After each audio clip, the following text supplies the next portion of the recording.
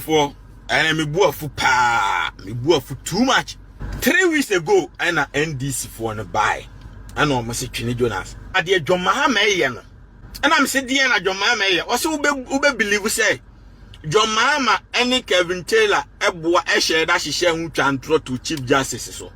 Said ya be ya umbekwa for NDC ni kronfo bi na be Chief Justice. Said ya be ya Kevin Taylor no court for ne Penyah no. Enti said ya be ya Chief Justice ni free wa afa ye be judges na wo ni nyina ne asesa NDC fo abegu. And the Supreme Court judges akotwaba ama Kevin Taylor bench warrant he say arrest warrant da no so no. Omu eye free no so na busia omu yeye no.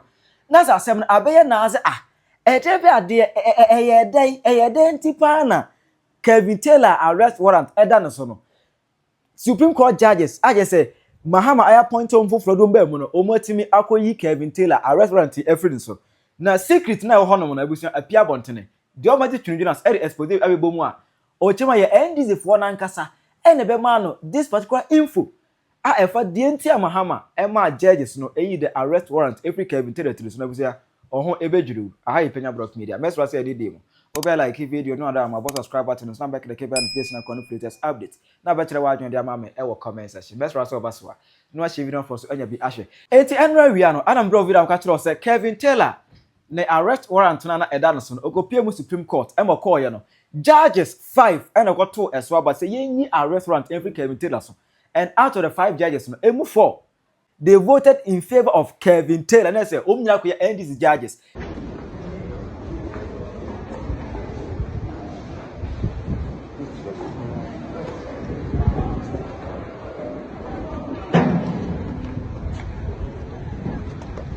Cancel. Taylor. Okay. Is it any word for Ghanaians? I'll go. Yeah, I'll go. Here. Yes. Let's go.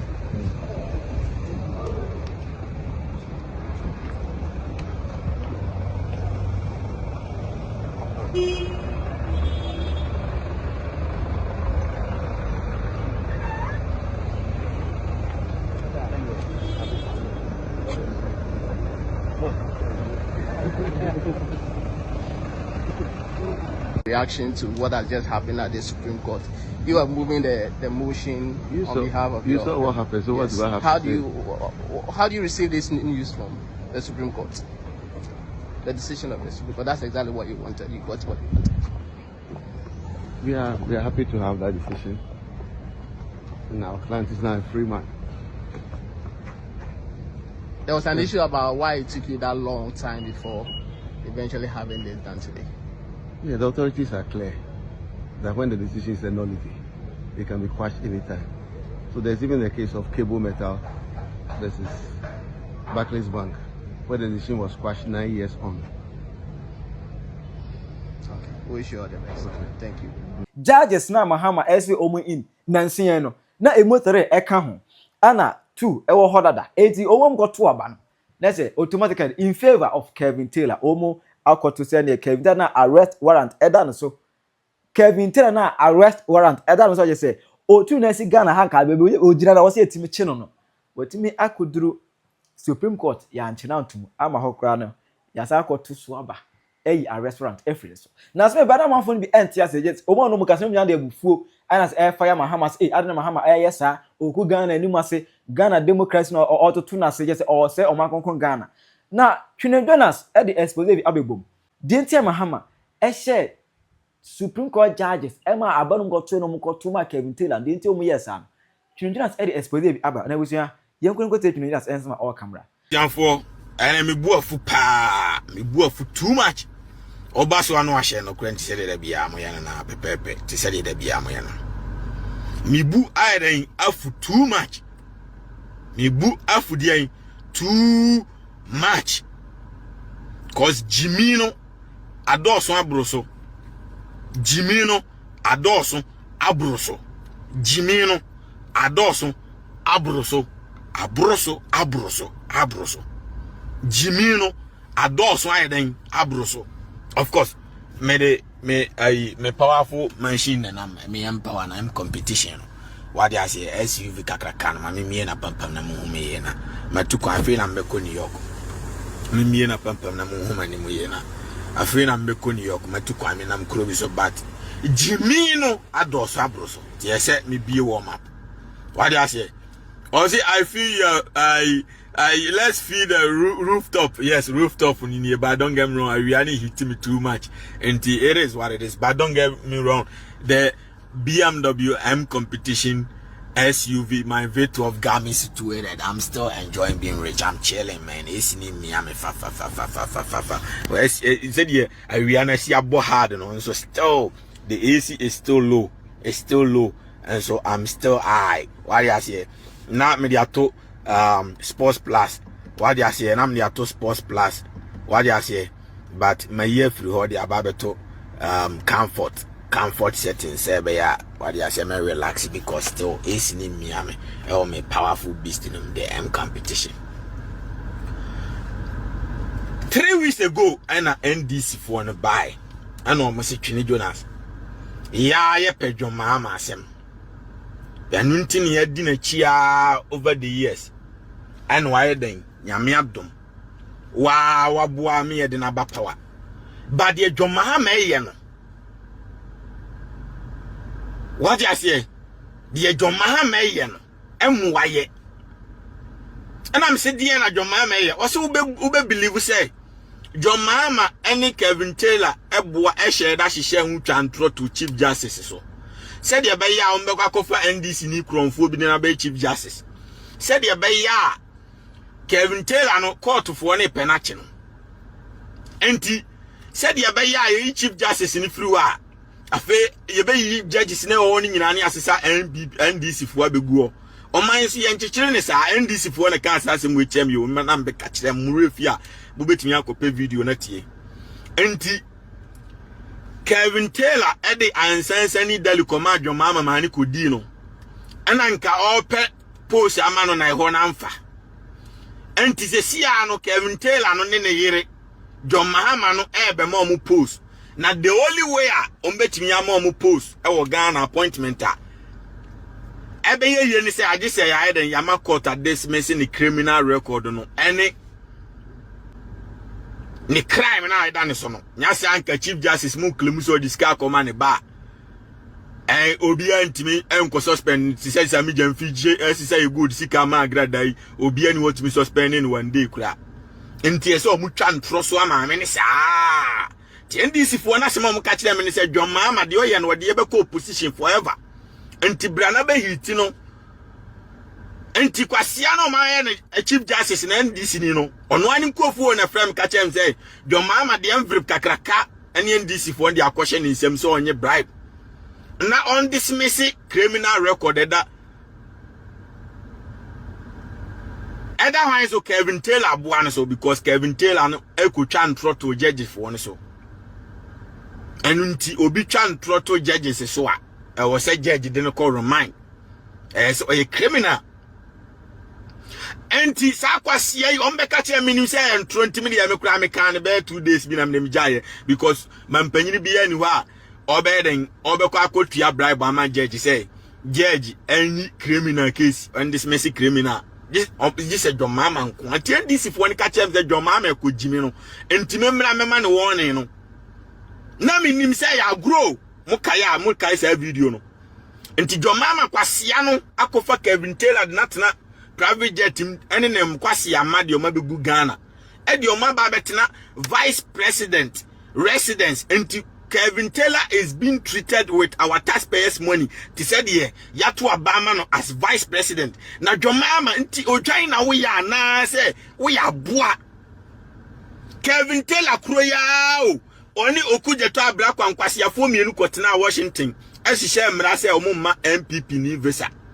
Emenu nti sesi American so abande Ghana visa nyina. Say Ghana ni bia mewura country makoma akofo na nka Ghana ye innocent ye nka ho. Inti NDC for mwana muguwana oh Trump no visa no wa restrict country bia dabi eye Ghana ni Nigeria na Ethiopia countries o me criminal Africa ma minyi nchiro na hwe enye ade countries countries are yakate visa no from no 4 countries any criminal countries in here then the first nanke Nigeria and kwon so see na then then what they had any countries in here 4 any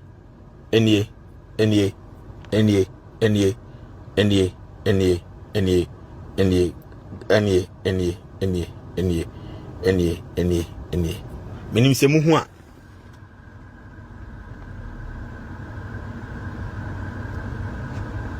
so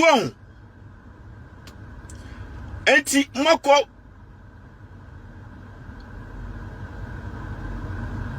moko Jimmy awo Washington kem tela krona o eni yase o ma omo order ono kwase na onye mampanyina obi anto aba man no ono ma president no order na okujeto akubra kwakwase we di kwase mpanyina na chi hwe eni ene yes momfa nchame heat na ma phone free phone na dumba anyway say obi anko Twene Jonas TV or YouTube me join the video no YouTube say be ya obenya video no full video na so enti Kevin Taylor boy country mako for na America bande no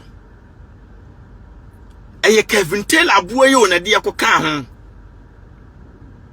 oni okujeto abra kwankwase afo mienu enti John Mahama adenti na we Jimmy esa aboa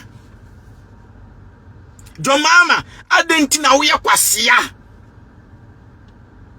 John Mahama adenti John Mahama uni twasere adenti na we Jimmy John Mahama aboa aden na we kwasea John Mahama aden we Jimmy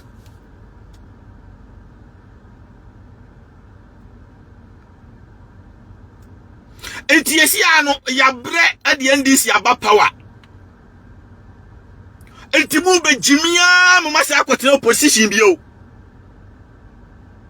Ghana fuatu abama no dia expecting say for taxpayers money no etia teacher fuoka make sure say light nyina so make sure say yetua nurse fuoka anya say nurse fuogu strike now this can sponsor kwase ampanti say Kevin Taylor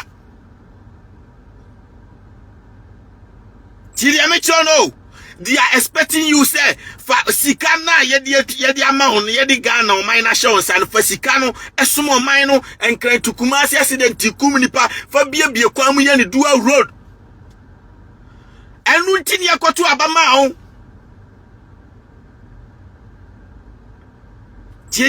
no me say countries 4 Penyah American pe omu bi omu deport obi because of Kevin Taylor boy oni okujeto abrakwa kotina Washington DC say yema MPP ni visa because Kevin Taylor order omu nti odwan of course metemian division BMW SUV powerful empower emunamte nti John Mahama o ma me twasere NDC fo nyina mo ye mwa every nakwano say Kevin Taylor didi Ghana judges nyina tema twantrat o mo so na John Mahama kotua bribe am ye jane de a obia me mani green light obia ni John Mahama tema no pa wi anwumre na say John Mahama nim no so e kwasea no di ni Jimmy say Ghana police mechi obi old John Mahama na tema mebo pam yakobu John Mahama no foolish case say Kevin Taylor court warrant dane so now we see what yesikama NDC ni chief justice aboa no say Kevin Taylor nanti free obi di boni because we insult to John Mahama kwase ampanyina na John Mahama yire ne yire na ne to se ayicheche kule mapuka no ona man ne to mutumula sakabum Lordina ona man ne to mutumula sakabum sa kwasia ba Lordina ana John Mahama na ni nua Ibrahim Mahama kronfo na se metise Ghana police kwachi se nipa kro na mebo pam yakobu John Mahama entie free na kono green light obia ni Mahama atem free because o ya boa ya to abama ye expect say obeba be Jimmy ti say aboa Abana yatu man, the goal is to say be stop doom so. The goal is to say be a 24-hour economy. And you go and say kofa kwasi yampanyi no tia brochira 1 hour bia obetima so akoya adwuma ayeye. Fano en na busuanfo begu Ghana e fa ne kwotena presidential house presidential residence. That is not the goal. And this Kevin tell abuano on the yere na John Mahama wo ba appoint omo no. Nti wo se wo ya boa. Wei mo ye dan mo be lusu. Ana iboke na won so wa betra TV so say what to John Mahama ne NDC fo no. Tie mi ye. Omo ye moa me ka kire Ghana fo so omo ye moa. Se enyo se omo ye moa nkoma deporto dada ma ko okrum. Ubeye din a ye din na ne nam ho. Se John Mahama na Jimmy na se on timi deporto mu a because matia bribe ama na muntie mi ye. Mumfa mu kwasia entena odi ma metre TV so. Emfa mu nsensisi mu bo se Ghana fo mu Jimmy nko. Na mu oni the authorities into authorities ni protect o sa authorities no me de o me kofie ama ya peli do be deportu mu nyina ama wakom krom enti se mu ni ma mu fa mu Jimmy kama no tum se ma betre TV so na mu Jimmy ana ai egeboni bi o wiase bi antie Ghana fo e ma aftok no mu ye authorities no e hye me botom obi antime nkasa. Na I police for any protect here. The authorities are protecting you. John Mahama ni abuani ntia. Enuntina yesika de mani nyina nsu ni dia mo alata fo moa. Wabeji musika mutimi ku Ghana ni ko free. Na me delida ono beba be deport mo ebeba. Enti se wadwen yo se John Mahama Jimmy nti mu betimi Jimmy o Ghana wa me ka kire mo ye de ombe ko fie ye delida obe deport mo nyina akọ ebeba. I'm telling you, Ghana nyo okrom. We ye down free Ghana. And now we ye down to me the kingdom ho. And krahene no se o abeka no kwese onimo. Se obua o Jimmy amemi akopono obia ni wa Ghana ni bia ni wa. Obetina ho ama NDC fo mwa. Abeton ye freedom di ama mu Igbo fo ama beku ye dabi. Ye na nanom mebre entim fifre enhwe moja antumu. Enyi asase nkunkunu oman Ghana maye. Na latani abua untimi metre TV so ntrate Ghana fo say ya maf na Ghana ni bia Jimmy amobema authorities akofa no abodam tiemi ye NDC fo na Jimmy na me na menim so ma Jimmy say kamanfo mama enti so ma Jimmy a enche so mbetena so forever tie ya mecha no enti Igbo ni bia waye wadwe say ye mpanimfo na Jimmy nti o ma Jimmy sika nti betimi akeka mu nkwase asemo TV so ewe akeka nkwase asema ko free no Moma Patrick Tete na mkoku nenya last day ambeku Ghana ni muku obi amemebo pam ya bekumu John Mahama no ni policy ni bia ntimi nkogina Igbo ni fie use taxpayers money protect alatani against Ghana ni midonyame yes John Mahama no ni sure medwono midonyame medwono sure medwono because we are boa. Steven Yamensa subscribe obi anko subscribe Twene Jonas obi anko Twene Jonas Steven anko subscribe say we out no kre o de woma audio comment ba me hunma body now ba ahye no wa share no kre no Steven Tete was it junkie man Kevin Taylor insulted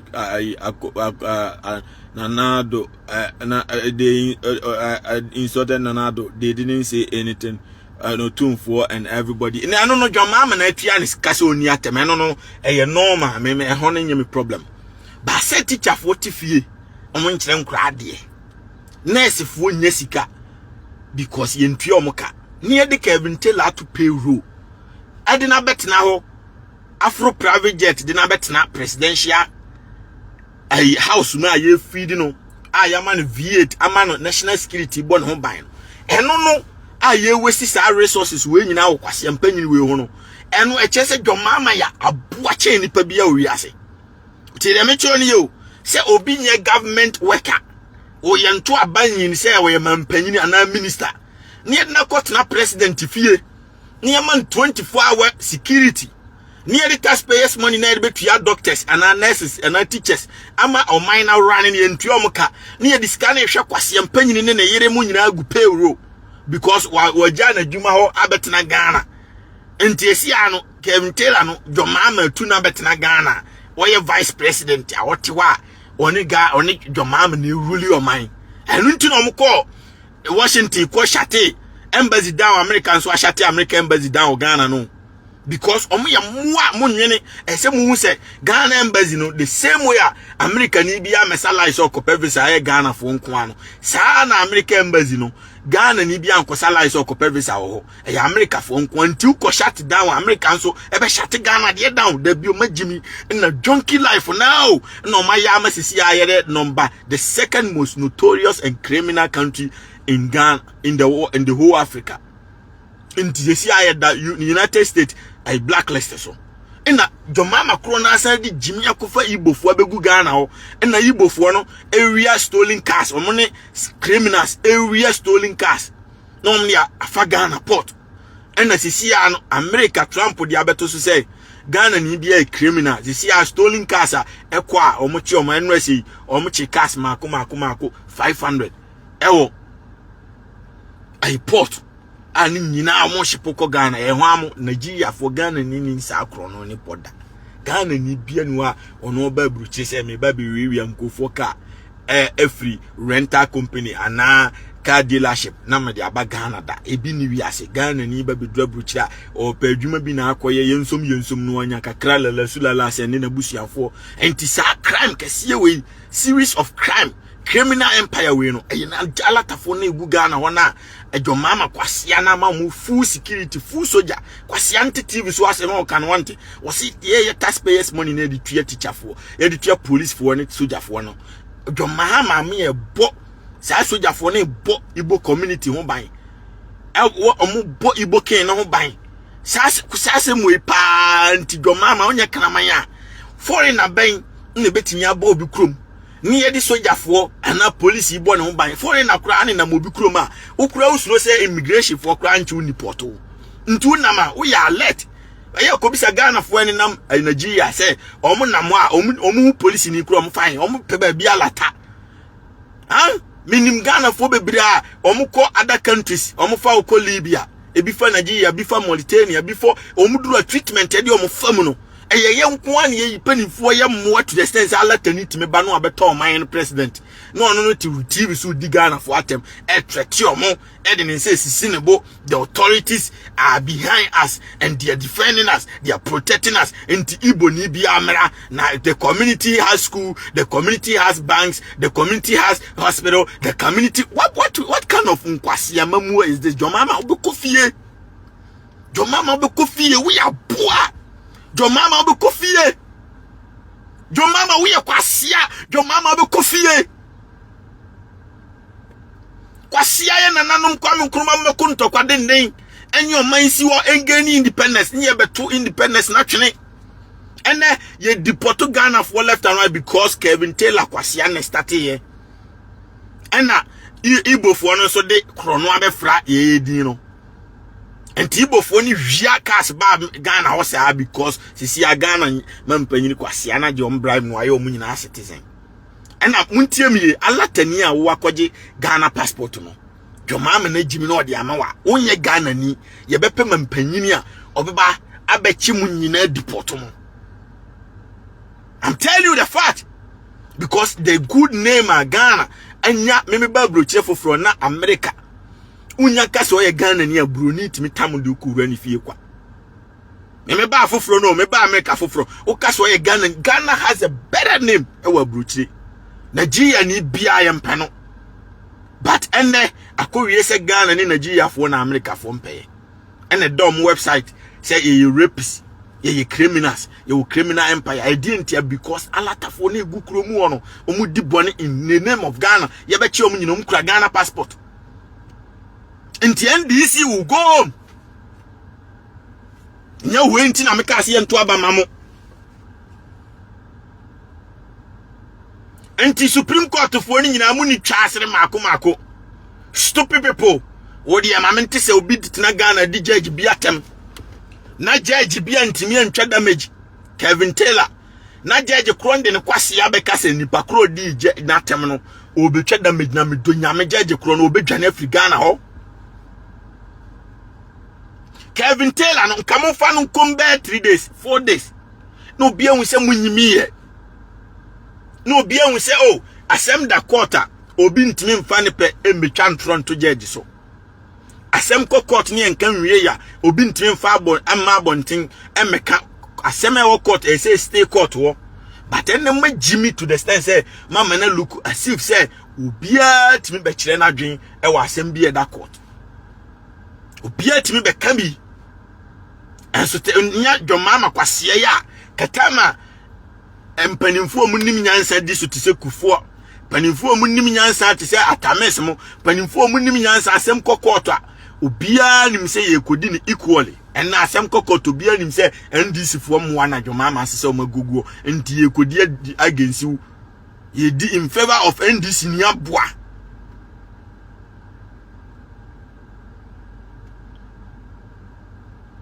so enti se sia I'm telling you say se obi nim no de ne kwase aka se dwomama obi adi na temti o ma police abeche na dwomama no mebo pam yakobo no me stop ne convoy de no me attack no owu ana na busiamfo asie no simple enti obi atimi di dwomama tem because enne no wa man I clear say judges cry di o matem ko free enti ono kwase ampanyini dwomama na no so nsuo korensani abroman dwomama obi atimi di na tem ko free ene dwomama uni twasere obi abedu atema ko free unim na osoma police ni baako so nkwachi obi amedonya me abepo untimi nkasa ene wujimi nti alatani aboa timitena TV so threat Ghana ni ene wujimi alatani aboa how say o man obi tene man mu no osuru alatani because alatani ne say wa obejimi bia obedele wo because authority ni nyina hye ne bottom how o man be ne o wiase a foreign na betimi aba no no anya kokoduro se me ma build me community wa ha me kura police kura soldiers me kura mampanyini no up to now John Mahama boa ntimi mema statement say alatani claim of ownership of kingdom or kase wo Ghana no mampanyini ntimi nkasa because wato mampanyini no mampanyini ntimi nkasa o say hey mo fa mu Jimmy so me deport mu nyina ana hey munnim na mbeye de da mu nyina obi abekọ ne krom hey da bi amala tani akoku Patrick Tete aye foolish case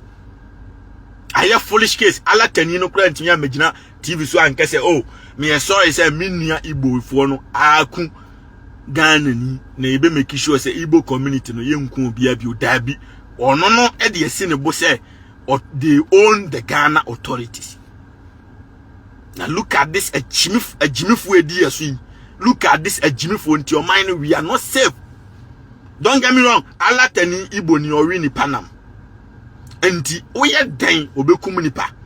Enti me ma se o mu nkum nipa o ma begu ono o mbeye sacrifice. Enti on my way Kwame Nkrumah man no e de akoduru nie. Kwame Nkrumah man no de akoduru nie. Ano o masa to media fo ni nyina o. Enti u kasa na kwakuma nu aboa na o defend omo.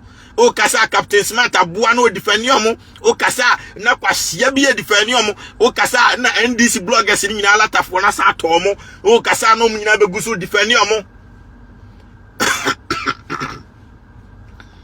Na sa na ebu oman.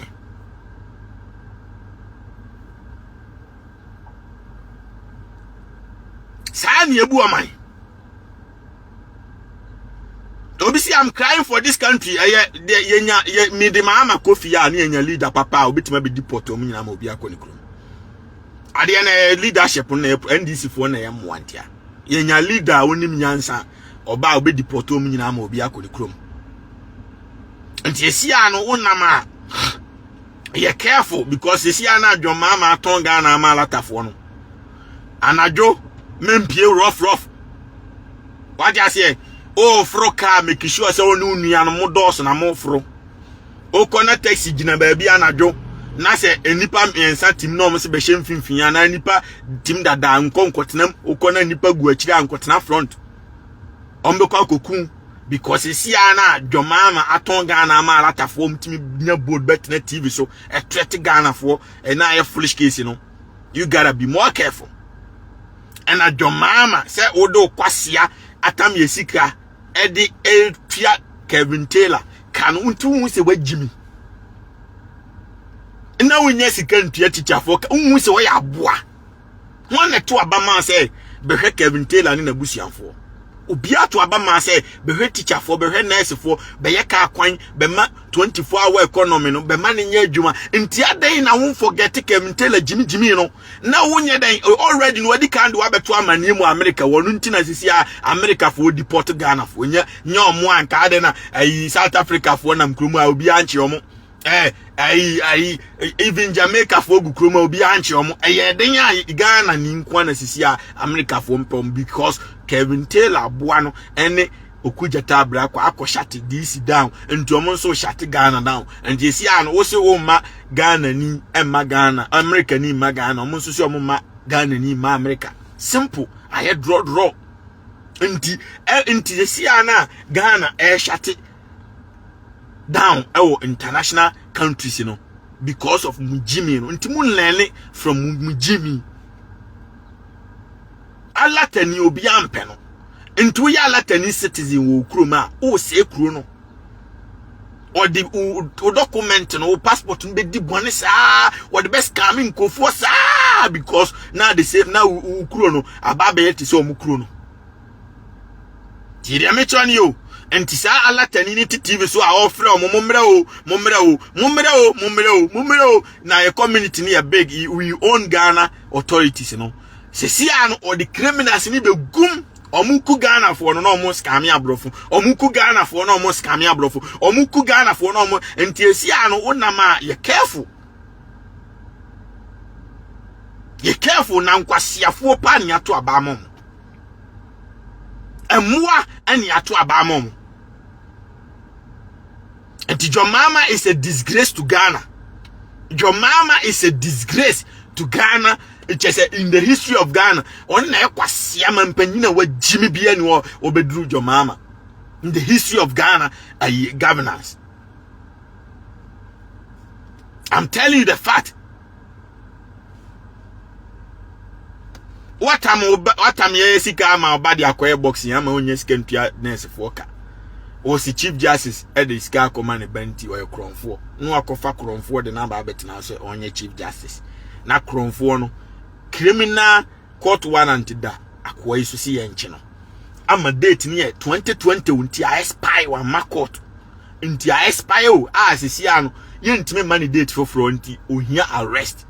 Nti nkamu nyimi ya nkamu nche no be 3 months and 6 months. Nanka mape lawyer amano no watimi defend da bi. NDC for no be catch them say yakukuru sika de command judges for na mekra minyin ni say John Mahama betam taxpayers money no e de command judges for bia 20 billion say monye na kwase mpanyin ti say Kevin Taylor nti watu sika we nyina agu on be catch them na minyin you last 2 weeks be catch them say Kevin Taylor e she Ghana John Mahama e bo no ban wo che sika ma judges watch says bebrebe we nyina the emergency because of kwase mpanyin na kwase na amagana me wa amagana hwa na ekwache no what America nka hwa na echi ntu ametra Ghana na ye den entidi entina John Mahama agimi na teacher fo ntuo mka nurse fo ntuo mka hospital ntimi nrane ntu wudi entina wo wagimi edi entina wagimi enti di entina wo ya bua John Mahama na wo di aboa ya to pay road edi entina we kwasia adan enti John Mahama no uti woni Kevin Taylor ana udi Kevin Taylor trum enti oba be expose wa na enu entina ntimi ntwa trum no ana udi ni trum ana adan wagimi NDC fo ne se omo ohuye o mahin saa omo du achi kwa o omo so wagimi chaboa including national security form du achi omo ka chenze odi Kevin Taylor abehye woni nyina omo so wagimi chaboa soja fo ni nyina saa no ka kire me. Oh, in the history of Ghana, mampanyini biya bako bokofo ntafo ntimi nkum nipa onko abayo omukum nipa se asojafo ne se ada om nti ase me yenko chichi nipa bonefo house buei o ma omunko me yenko chi criminals omukum nipa buei o ma omunko nti o nipa ewu na ye ofa na se de mampanyini bi abawo ala tani bia ni otimbe kremu kingdom Ghana ala tani bia ni otimbe kremu kingdom Ghana onko awaban ade wagimi wo ya aboa. And your mama, you are the most stupid, the most aimless, the most stupid, the most kwasiam panini man panini. Why we ya memo bi attack you who an yesio? Why we ya ukoso jimia memo bi attack you because ya mre e maye nanano mebre na ye mekonko asumu because we jiminti. Abra mo no mawu awie enchirima na ebe bra letafo we on be Ghana fo Anuntina Nigeria man panini timi mesoja for koku omo because omo ya fucking omo ya from Buku Alama o Nigeria omo ya wudifuo enti wo sisa wudifuo be gu oman na omo threaten power TV so na untimi nkasa TikTok nyina ko itimet na no threaten Ghana fo no threaten wa threaten amasia blogger fo ni suro obia suro bloggers ni ba Twene Jonas wan ka bia maya Yesro because akwani si obeme attack ye ni nyina obi antimi kasa because Ghana police omu nyina John Mahama say show Ghana soldiers amu nyina John Mahama show immigration for message say makom krom John Mahama say show into John Mahama we aboa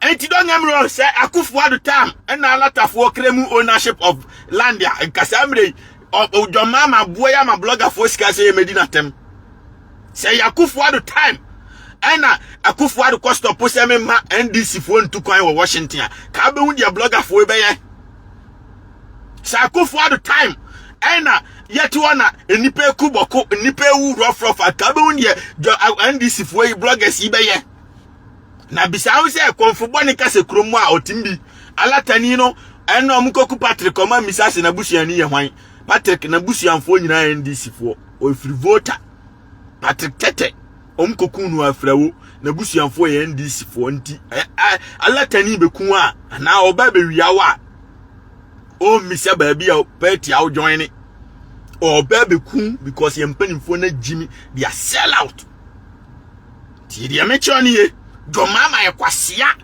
he's sell out.